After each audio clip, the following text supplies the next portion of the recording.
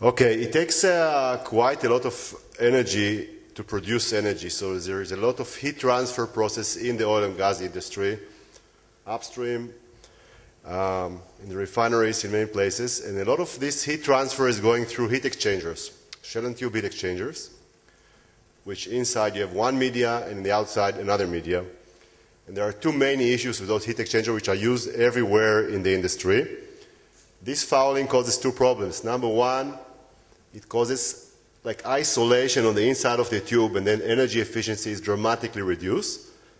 And then in many cases, like where water is used for drilling, for pushing the water out, we have a project like this, it comes to a point of shutdown, where it actually you have to take offline those heat exchangers for cleaning. So CQM, we are not a startup company, we are doing this project for 18 years. We have the technology to prevent this fouling and keep those heat exchangers cleaned online, continuously, without stopping the process. So we get clean tubes, there is more heat exchange, more availability, more process efficiency, and more productivity. And the numbers are quite huge and quite significant, whether it's an LNG plant, refineries, or gas turbines which are pushing gas. We have in Pemex in Mexico to the north of the United States, or any kind of operation. These heat exchangers are everywhere. In condensers, clean tubes is more condensing, vacuum is conserved, turbine works efficiently. This is a project we did in Pemex in Mexico.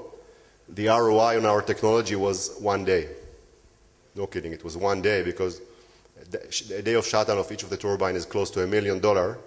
They had an average of 1.5 shutdowns per year. Since they installed our technology, we completely stopped those shutdowns.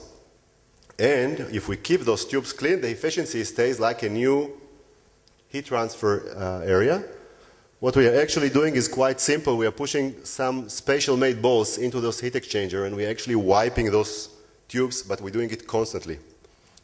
Instead of the off-period cleaning when you have to do a shutdown, clean the heat exchanger, this is running through the process constantly and keeps this heat exchanger clean.